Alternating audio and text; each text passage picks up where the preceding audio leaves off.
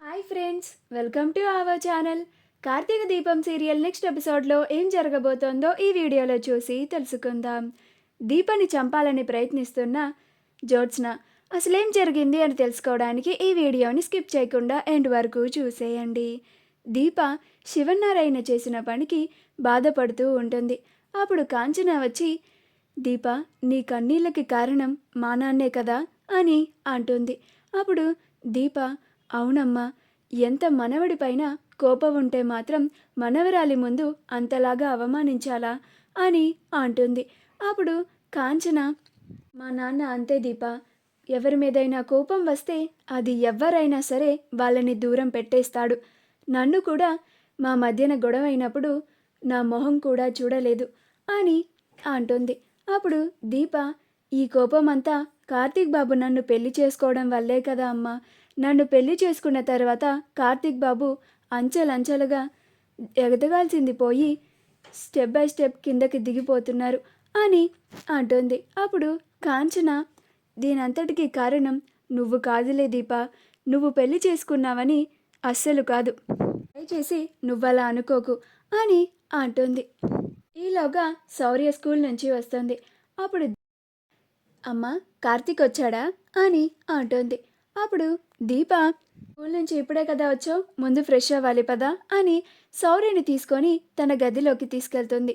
ఈలోగా అనసూయ, ఏమైంది చెల్లమ్మ అని అంటుంది. అప్పుడు కాంచన, మనం వేసిన ప్లాన్ వర్కౌట్ అవుతుందక్క, పద వెళ్ళి దొంగచాటుగా విందాం అని ఇద్దరూ కలిసి గది బయట ఉండి వింటూ ఉంటారు. అప్పుడు దీప, శౌర్య, నీకేమైంది అసలు, కార్తీక్ బాబుని కార్తీక్ అని పిలుస్తున్నావేంటి అని అంటుంది. అప్పుడు శౌర్య, ఏ అమ్మా, పిలిస్తే ఏమైంది అని అంటుంది. అప్పుడు దీప, నీకు ఇలా పిలవమని ఎవరు చెప్పారే అని అంటుంది. అప్పుడు శౌర్య, నాకెవరూ చెప్పలేదమ్మా, నాకే కార్తీక్ అని పిలవాలనిపించి, పైగా నేను నాన్న అని పిలుస్తుంటే నీకు కోపం వస్తుంది అంట కదా, అందుకే అలా పిలుస్తున్నాను అని అంటుంది. అప్పుడు దీప, నాకేమీ కోపం రాదులే, నువ్వు అంతకుముందు కార్తీక్ బాబుని ఎలా పిలిచేదానివో అలానే పిలు అని అంటుంది. అప్పుడు శౌర్య, నేను అంతకుముందు ఎలా పిలిచేదాన్ని నువ్వే చెప్పు అని అంటుంది. అప్పుడు దీప, నీకు తెలీదా నువ్వెలా పిలిచేదానివో అని అంటుంది. అప్పుడు శౌర్య, నాకు గుర్తులేదమ్మా, నువ్వు చెప్పచ్చుగా అని అంటుంది. అప్పుడు దీప, నువ్వు కార్తీక్ బాబుతో ఏం చెప్పావు అని అంటుంది. అప్పుడు శౌర్య, బాయ్ నాన్న అని చెప్పాను అని అంటుంది.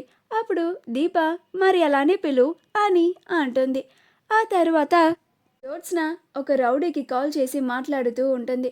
అప్పుడు ఆ రౌడీ, ఎవరు మీరు, మీ పేరేంటి అని అంటాడు. అప్పుడు జ్యోత్స్న, నీకు నా పేరుతో అవసరం లేదు, కానీ ముందు నేను చెప్పేది విను అని అంటుంది. అప్పుడు ఆ రౌడీ, ముందు ఈ విషయం చెప్పండి, ఇదంతా నన్ను ఇరికించడానికి చేయడం లేదు కదా అని అంటాడు. అప్పుడు జ్యోత్స్న, ఇదేమీ సీక్రెట్ ఆపరేషన్ కాదు, ఒకరిని పడకుండా చేయాలి అంటే ఎంత తీసుకుంటారు అని అంటుంది.